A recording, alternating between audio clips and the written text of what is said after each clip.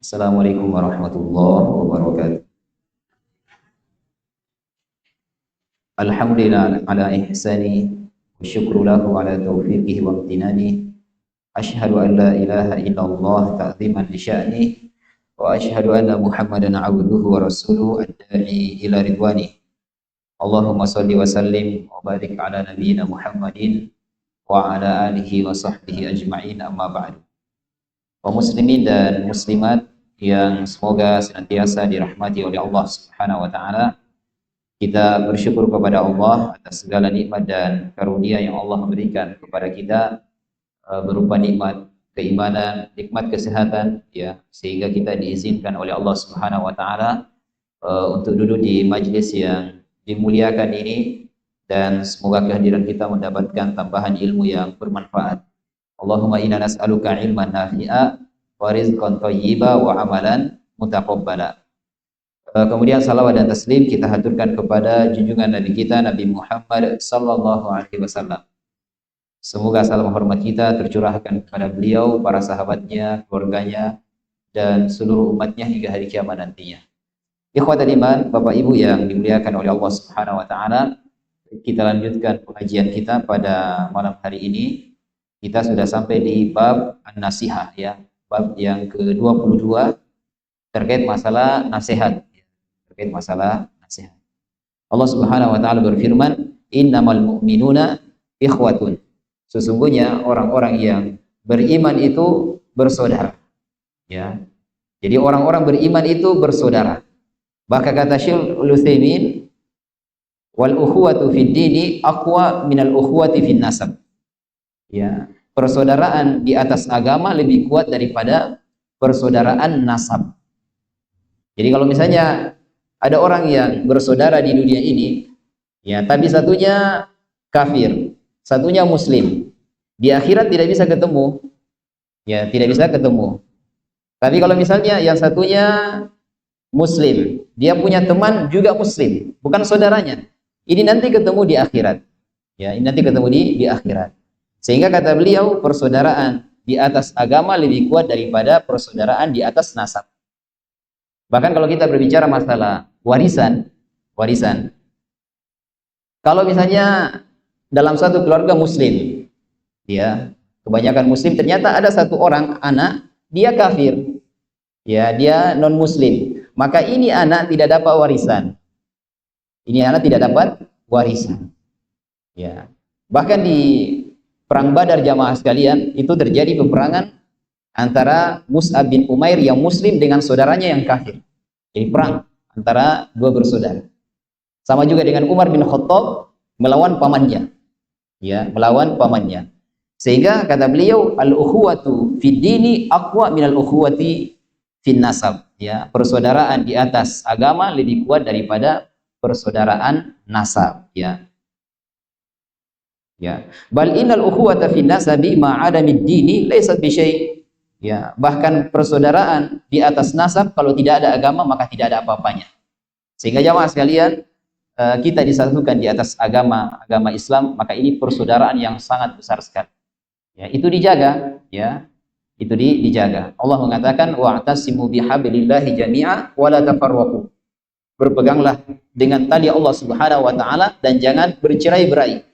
Ya, jangan bercerai-berai. Jadi jamaah sekalian, dijaga persaudaraan, persatuan, kebersamaan, karena ini lebih tinggi daripada persaudaraan di atas nasab. Ya. Kemudian jamaah sekalian, penulis membawakan dalil terkait masalah ad-dinu an-nasihah. Ya, agama itu adalah nasihat. Dan dalil ini berasal dari seorang sahabat namanya Abu Ruqayyah Tamim Ad-Daus Ad-Dari, ya, bin Aus Ad-Dari radhiyallahu taala. Ya. Ini sahabat yang pernah ketemu sama siapa? Siapa yang ingat? Ini Tamim ini pernah ketemu sama siapa? Ya, tanda hari kiamat nantinya dia akan keluar. Ya, Dajjal. Jadi satu-satunya sahabat yang pernah ketemu dengan Dajjal namanya Tamim Ad-Dari. Ingat ya, sahabat Tamim Ad-Dari, ya. Saya bacakan dulu jamaah sekalian kisah Tamim bertemu dengan Dajjal. Ya, dan ini pernah kita sampaikan di pengajian ini. Ya. An Fatimah binti Qais radhiyallahu taala anha qalat, ya, Fatimah binti Qais mengatakan, sami'tu nida'al munadi. Suatu ketika saya mendengar panggilan seseorang, munadi Rasulullah sallallahu alaihi wasallam. Ya, jadi orang ini adalah yang disuruh oleh Nabi SAW untuk memanggil manusia. Orang ini mengatakan as-salatu jami'ah, ya, salat berjamaah. Fa kharajtu ilal masjid. Kata Fatimah binti Qais, saya pun menuju ke masjid untuk salat berjamaah. Kemudian saya berada di saf yang paling terdepan dari saf wanita, ya. Kemudian setelah Nabi sallallahu alaihi wasallam salat berjamaah dengan para sahabat, beliau naik di atas mimbar. Faqal liyalzam kullu insanin musallah. Hendaknya setiap dari jamaah itu tidak meninggalkan tempat salatnya, ya, tetap berada di tempat salatnya. Summa qala atadruna lima jama'tukum, wahai para sahabatku, tahukah kalian kenapa saya kumpulkan kalian? Maka para sahabat mengatakan, Allah wa rasuluhu a'lam. Hanya Allah Subhanahu wa taala dan rasulnya yang tahu. Dan ini pelajaran jamaah sekalian, kalau kita ditanyakan sesuatu kemudian kita tidak mengetahui, maka kita mengatakan apa? Wallahu a'lam. Para sahabat masih mengikutkan Rasulullah karena Nabi masih hidup. Kalau sekarang Nabi sudah meninggal, maka cukup mengatakan Allahu a'lam, ya. Kata Nabi SAW, inni wallahi ma jama'tukum li rabbatin wala li rahbatin. Saya tidak mengumpulkan kalian, ya, bukan karena memberikan kabar gembira atau rasa takut. Jama'tukum li anna Tamim ad-Dari kana rajulan nasraniyan. Tapi saya mengumpulkan kalian karena Tamim ad-Dari yang dulunya Nasrani, faja'a, kemudian dia datang kepadaku, berbaiat dan menyatakan keislamannya. Kemudian Tamim ad-Dari haddatsani haditsan. Dia mengabarkan kepadaku sebuah kisah. Dan ini diantara keistimewaan Tamim ad-Dari, karena dia yang menyampaikan kepada Nabi sallallahu alaihi wasallam sehingga Nabi menyampaikan kembali kepada para sahabat. Ini keutamaan Tamim ad-Dari. Wafaqu alladzi kuntu uhadditsukum. Jadi Nabi ternyata pernah menyampaikan kepada para sahabat tentang kisahnya Dajjal. Ya, setelah itu datang Tamim ad-Dari juga menyampaikan itu kepada Nabi sallallahu alaihi wasallam. Ya. Apa yang terjadi? Kata Tamim ad-Dari. Jadi Tamim mulai bercerita terkait pertemuannya dengan Dajjal. Kata dia, suatu ketika kami bersama dengan 30 orang laki-laki di atas perahu. Kemudian ombak membuat perahu tersebut oleng ke kanan dan ke kiri. Sampai perahu tersebut, jamaah sekalian, terdampar di sebuah pulau. Maka kami masuk ke dalam pulau, ternyata bertemu dengan sosok yang sangat hitam. Ya, sosok hitam, kemudian berbulu.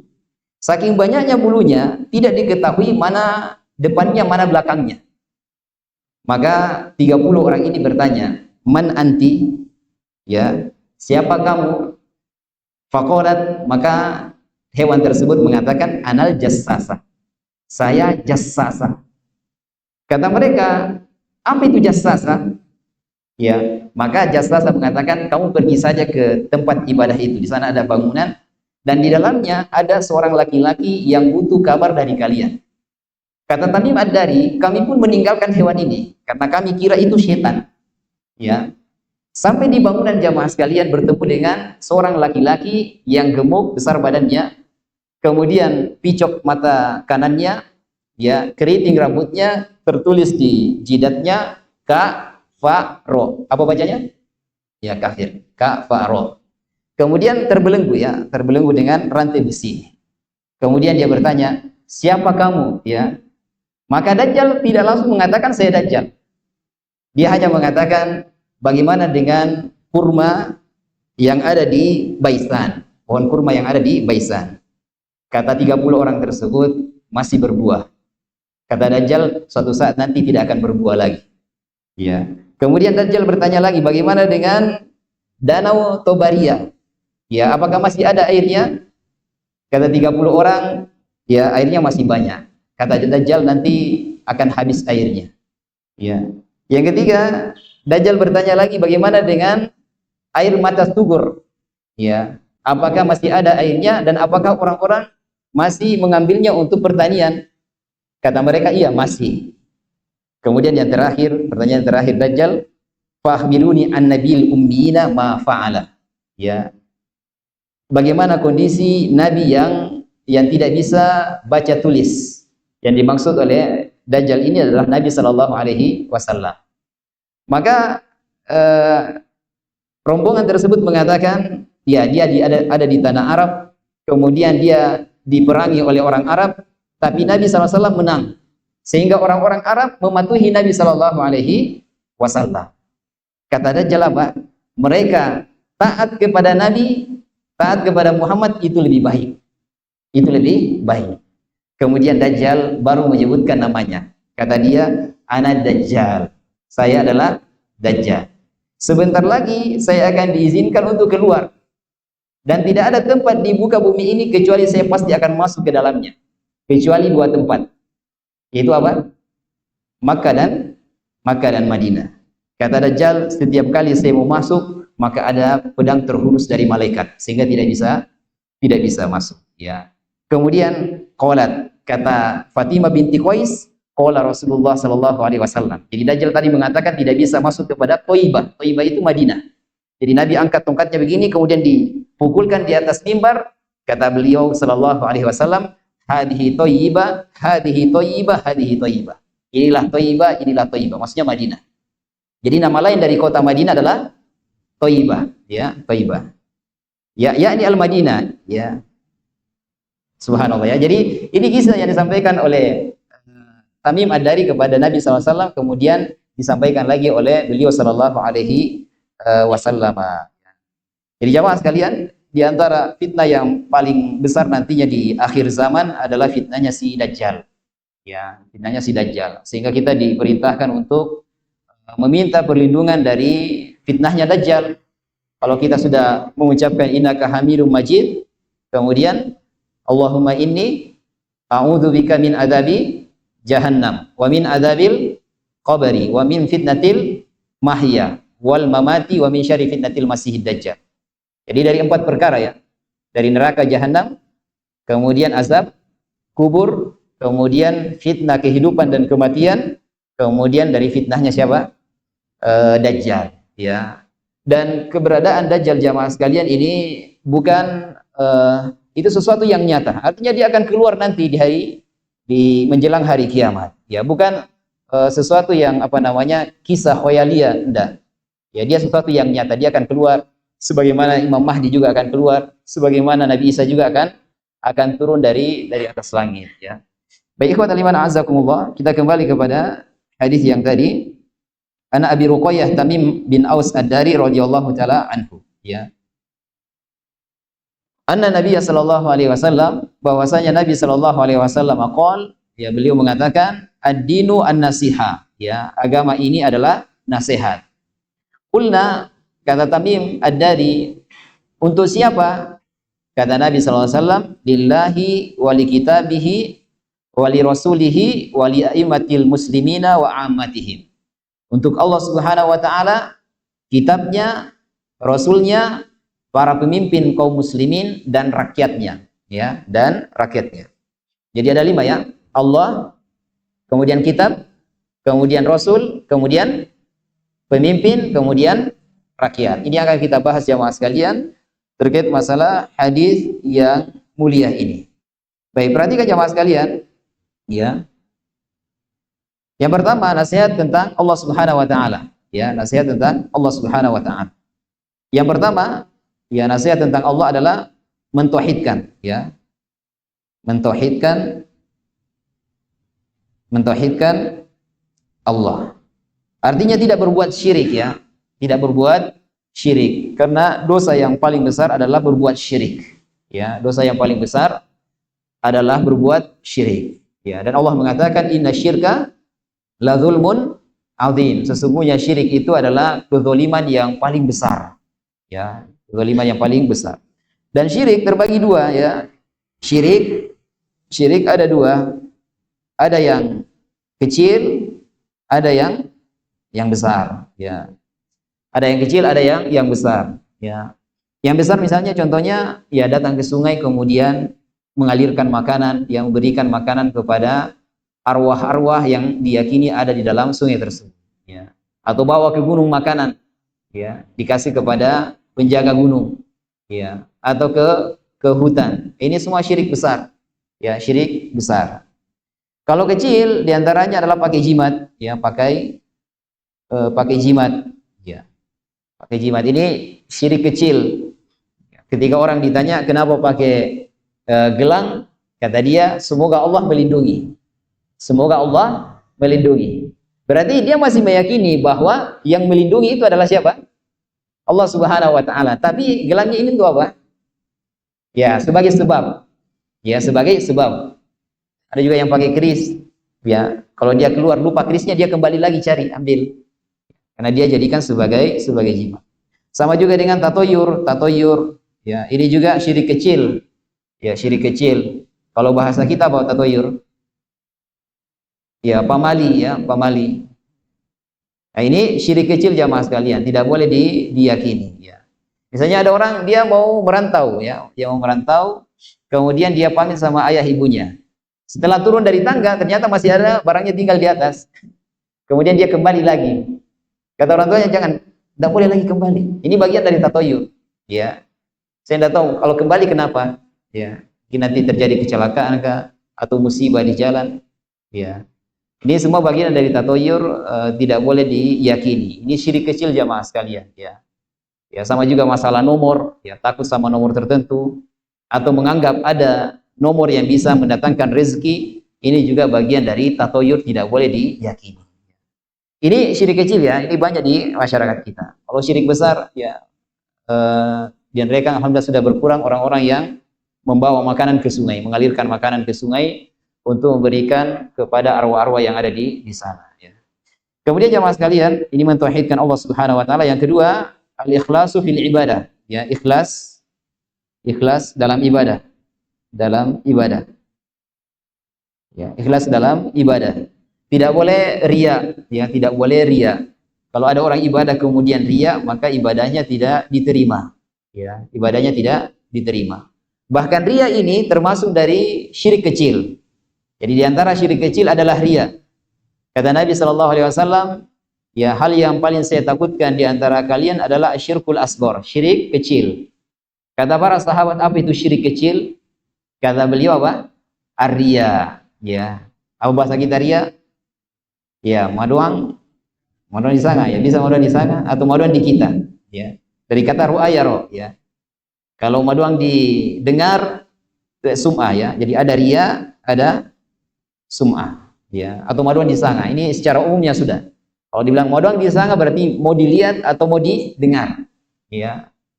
Ini bagian dari syirik kecil, tidak boleh, ya. Kalau kita sholat misalnya, kemudian ada orang lihat, awalnya lillahi ta'ala, ketika ada orang lihat berubah menjadi lil khalqi, ya, karena makhluk, karena manusia, maka ini riya, amalannya terhapus, ya, amalannya terhapus. Sehingga kalau kita ibadah jamaah sekalian, kita bantu orang, ya, kita berdakwah, kita belajar, semuanya ikhlas billahi azza wajalla, ya. Baik, yang kedua nasihat tentang Al-Qur'an sekarang, ya. Nasihat tentang Al-Qur'an yang pertama, ta'limul Qur'an wa qira'atuhu, ya. Ta'limul Qur'an wa qira'atuhu. Mempelajari dan membaca Al-Qur'an. Ya. Jadi ini kewajiban kita sebagai seorang muslim jamaah sekalian terhadap Al-Qur'an. Ya, kita wajib mempelajari Al-Qur'an. Ya, jangan salah baca. Ya. Kalau kita dalam bermedia sosial, kuat baca media sosial ini berjam-jam, maka Al-Qur'an harus lebih kuat. Ya, harus lebih kuat. Nabi mengatakan, khairukum man ta'allamal Qur'ana wa 'allamahu. Sebaik-baik kalian yang mempelajari Al-Qur'an dan mengajarkannya. Ini sebaik-baik manusia. Kalau kita ingin menjadi manusia terbaik, belajar Al-Qur'an atau ajarkan Al-Qur'an kalau kita punya ilmunya. Itu manusia terbaik sudah. Ya. Dan kalau kita lihat hadis ini cukup memotivasi kita jamaah sekalian untuk belajar Al-Qur'an. Mau jadi orang terbaik, baca Al-Qur'an, ajarkan Al-Qur'an, atau kita belajar Al-Qur'an. Dan dibaca, ya, dibaca. Ya. Jangan disempatkan setiap hari. Wajibkan diri kita punya waktu di setiap harinya untuk membaca Al-Qur'an. Ya. Karena Nabi mengatakan man qara harfan min kitabillah falahu hasanatun. Ya, siapa yang membaca satu huruf dari Al-Qur'an maka baginya satu pahala. Yang satu pahala ini dilipat gandakan menjadi 10 pahala. Kata beliau, la aqulu lakum alif lam mim harf. Saya tidak mengatakan alif lam mim itu satu huruf, tapi alif satu huruf, lam satu huruf, mim satu huruf, 3 huruf semuanya. Dikali 10, 30 pahala. Ini tidak rugi jamaah sekalian. Ya. Kalau dia baca bismillah, subhanallah, berapa pahala yang dia dapat? Baca Al-Fatihah, baca satu lembar, berapa banyak pahala yang dia dapat? Sehingga di antara amalan yang sama sekali tidak ada meruginya baca Al-Quran. Dia mengerti atau dia tidak mengerti, dia paham atau dia tidak paham, diganjar pahala yang besar jamaah sekalian. Bahkan Nabi mengatakan, Iqra'ul Qur'ana fa innahu ya'ti yaumal qiyamati syafi'an li ashabihi. Baca Al-Quran karena dia akan menjadi penolong di hari kiamat nantinya. Ya. Jadi sekali lagi jamaah sekalian, belajar Al-Quran ya, jangan malas ya, dan jangan bahasa kasarnya itu so pintar, jangan ya. Kita semuanya belajar, saya jamaah semuanya belajar, dan jangan malu karena dua orang ini, orang yang mutakabbir, orang yang sombong, dengan orang yang mustahyin, orang yang malu, ini tidak bisa, tidak dapat ilmu ini. Kata Nabi SAW, la yanalul ilma mustahyin wa mustakbir. Tidak akan dapat ilmu dua golongan, orang yang mustahyin, orang yang pemalu, kemudian orang yang sombong, ya, orang yang sombong, menganggap dirinya sudah mapan. Harus belajar semuanya ya. Dan jangan malu ya, meskipun usia mungkin sudah kepala berapa? Ya, kepala 5, kepala 6, jangan malu ya. Duduk belajar ya. Kita sama-sama koreksi, sama-sama perbaiki kalau salah. Dan itu modal besar untuk berjumpa dengan Allah Subhanahu wa Ta'ala. Coba bayangkan ya masalahnya, kita suatu saat meninggal. Kemudian kita berjumpa dengan Allah dalam keadaan tidak lancar membaca Al-Quran. Padahal dulu di dunia ada kesempatan untuk belajar. Kalau Allah tanya, kok baca Al-Quranmu tidak lancar? Kira-kira jawab apa kira-kira? Masa kita jawab, oh, saya dulu sibuk. Ya, sibuk ini, sibuk itu, sibuk baca media sosial, sehingga tidak ada kesempatan untuk belajar. Oh, dulu saya sudah pintar misalnya. Ya, sehingga saya tidak mau belajar. Padahal ketika Allah Subhanahu wa Ta'ala tes di akhirat, ternyata baca Al-Qur'annya kacau. Ya, kacau. Minimal jamaah sekalian perbaiki surat apa? Al-Fatihah. Minimal ini. Karena ini termasuk rukun sholat. Tidak boleh salah. Ya, tidak boleh salah. Kalau salah, ya tergantung salahnya bagaimana. Apakah salahnya itu merubah makna atau tidak merubah makna. Kalau merubah makna, ya sholatnya batal. Sholatnya batal. Kalau tidak merubah makna, setidaknya dia berdosa kalau dia tidak mau perbaiki. Ya. Jadi jamaah sekalian, kalau ada pengajian Al-Quran yang di situ disuruh perbaiki bacaannya, maka hadir. Karena itu adalah modal besar untuk berjumpa dengan Allah. Kalau kita tidak perbaiki dari sekarang, sampai kapan? Ya. Kalau perlu, kan banyak di mereka yang bisa baca Quran, ajak ke rumah. Ya, atau datangi dia ya. Karena ilmu itu didatangi, ya. Ilmu itu didatangi. Datangi dia, kemudian minta diajarkan bacaan Al-Quran. Nah, orang yang didatangi itu semangat mengajar. Jangan loyo. Ya, meskipun tidak ada mungkin bayarannya terima kasih misalnya. Ya, tetap semangat. Karena Nabi mengatakan, khairukum man ta'allama al-Qur'ana wa 'allama. Sebaik-baik kalian yang mempelajari Al-Quran dan mengajarkan. Semangat. Ya. Apalagi kalau di situ ada kopi, subhanallah. Ya. Harus lebih semangat. Itu ada kopi, ada macam-macam sudah ya. Ini kalau masih tidak semangat, terus yang bisa menyemangati itu apa kira-kira? Ya. Kan sampaikan, oh saya semangat kalau ada ini, oh, ya nanti diadakan gitu kan. Tapi semangat ya. Karena orang belajar Al-Quran ini pahalanya besar di sisi Allah Subhanahu wa Ta'ala. Ya, jadi ini kewajiban kita jamaah sekalian mempelajari Al-Quran dan membacanya. Ya. Kemudian yang kedua, saya lupa satu ya. Ingat jamaah sekalian, seorang itu bisa istiqomah di atas agama ini, salah satu sebabnya adalah membaca Al-Quran. Allah mengatakan, Inna hadzal Qur'ana yahdi lillati hiya aqwam. Ini Al-Quran memberikan petunjuk ke jalan yang lurus. Orang itu meskipun dia rajin menuntut ilmu agama, rajin baca kitab, tapi kalau tidak pernah baca Al-Quran, ini hatinya kosong. Ini hatinya kosong. Kalau orang mau tenang hidupnya, baca Al-Quran. Allah mengatakan ala bidzikrillah tatmainnul qulub. Ketahuilah hanya dengan mengingat Allah Subhanahu wa taala melalui membaca Al-Qur'an atau melalui salat, hati itu menjadi tenang. Jadi kalau ada masalah, mungkin kurang baca Al-Qur'an. Ya. Kalau ada masalah mungkin kurang baca Al-Qur'an. Coba baca Al-Qur'an. Sehingga Allah Subhanahu wa taala menggugurkan dosa-dosa kita, kemudian memperbaiki hati kita, ya. Baik, yang kedua jemaah sekalian, ya. Jadi cari guru Al-Qur'an jemaah sekalian. Mungkin yang ada di Duri atau ada di Rekan, cari guru Al-Qur'an yang bisa mengajari. Yang kedua, imtithalu awamirihi wajtinabu ma naha anhu, ya. Mengamalkan isinya, ya. Ringkasannya mengamalkan isinya, ya, isinya. Jadi jamaah sekalian, mengamalkan isi Al-Qur'an ini diantara kewajiban seorang mukmin, ya. Diamalkan sesuai dengan kemampuan, ya. Allah mengatakan fattaqullaha mastata'tum. Bertakwa kepada Allah sesuai dengan kemampuan, ya. Misalnya dalam Al-Qur'an ada ayat-ayat menutup aurat, ya. Ibu-ibu tutup aurat, ya, jangan dibuka auratnya karena itu kewajiban, ya. Dalam Al-Qur'an ada perintah silaturahim, maka jaga silaturahim, jangan diputus, ya, jangan diputus. Nabi mengatakan siapa yang ingin dipanjangkan usianya kemudian diberkahi rezekinya, falyasil rahimah, maka dia sambung tali silaturahim, ya. Berarti kebalikannya, siapa yang ingin diputus rezekinya kemudian dipendekkan usianya, maka dia putus silaturahim. Itu namanya wajhul mukhalafah, kebalikannya, ya, kebalikannya. Sehingga ketika ada orang ingin dipanjangkan usianya, diberkahi rezekinya, maka dia sambung silaturahim, ya.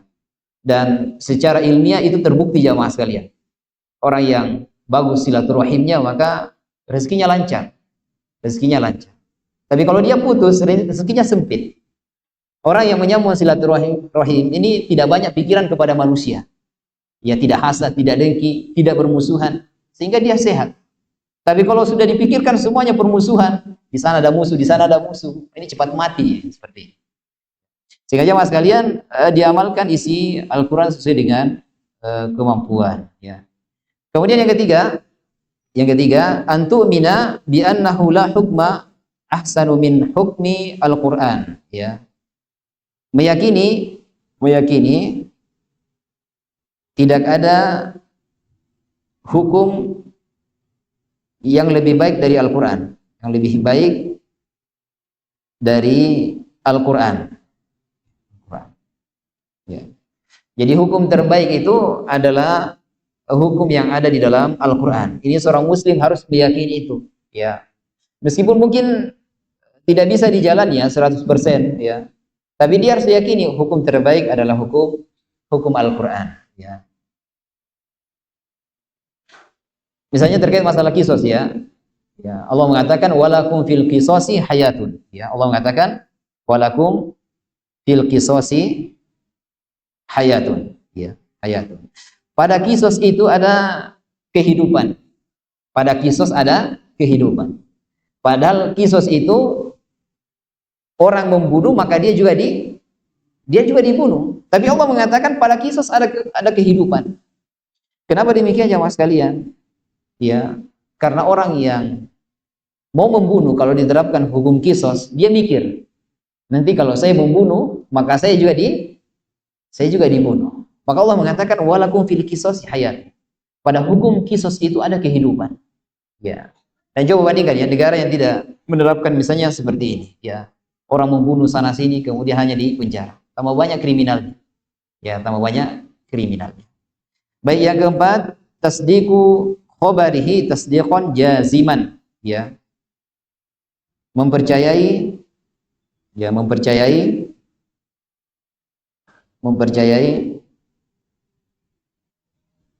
semua isinya, ya.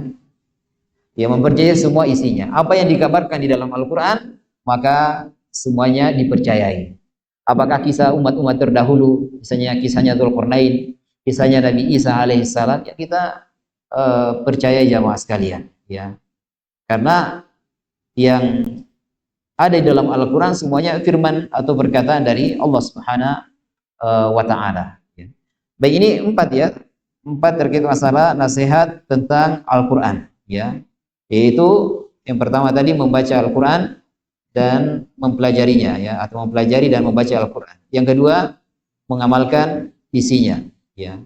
Yang ketiga, ya, meyakini tidak ada hukum yang lebih baik daripada hukum Al-Qur'an. Kemudian yang keempat, mempercayai semua isinya, ya, tidak mendustakannya. Semua yang ada dalam Al-Qur'an semuanya benar dan itu dari Allah Subhanahu wa taala. Yang ketiga, nasihat tentang Rasulullah sallallahu alaihi wasallam, ya. Nasihat tentang Rasulullah sallallahu alaihi wasallam yang pertama mempelajari sunnahnya, ya, mempelajari sunnahnya.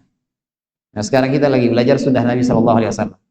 Ya, semoga dengan mempelajari ini maka salah satu kewajiban kita tentang an-nasihatu li Rasulillah ini tergugurkan, ya, tertunaikan. Jadi mempelajari, ya, mempelajari sunnah Nabi sallallahu alaihi wasallam. Ya, dan ini diantara cara untuk mengikuti ajarannya. Kalau kita tidak pelajari sunnah Nabi, maka kita sulit untuk mengikuti perintah Nabi sallallahu alaihi wasallam. Yang kedua, menjaga, ya, menjaga sunnahnya, ya, menjaga sunnahnya. Dijaga. Dijaga artinya diamalkan, ya. Diamalkan sunnah Nabi sallallahu alaihi wasallam yang bisa diamalkan. Nabi memerintahkan sholat berjamaah, kita sholat berjamaah. Nabi memerintahkan kita untuk menutup aurat, maka kita tutup aurat. Menyambung tali silaturahim, ya, berbuat baik kepada sesama. Baik. Kemudian yang ketiga, nasyru sunnatihi, menyebarkan sunnahnya, ya, menyebarkan sunnahnya, ya, artinya diajarkan kepada orang lain. Kalau kita sudah belajar, ditahu hukumnya, adab-adabnya, misalnya adab makan, adab minum, kita tahu, maka kita ajarkan kepada orang lain. Minimal jamaah sekalian kepada keluarga kita, minimal sekali. Kita punya anak, punya istri, maka qu anfusakum wa ahlikum naro, jaga diri kalian dan keluarga kalian dari api neraka. Ajari kepada anak, kepada istri, ya. Meskipun hal yang sangat kecil jamaah sekalian, adab makan, adab minum, ini hal yang kecil, tapi kalau diajarkan itu yang bermanfaat, ya.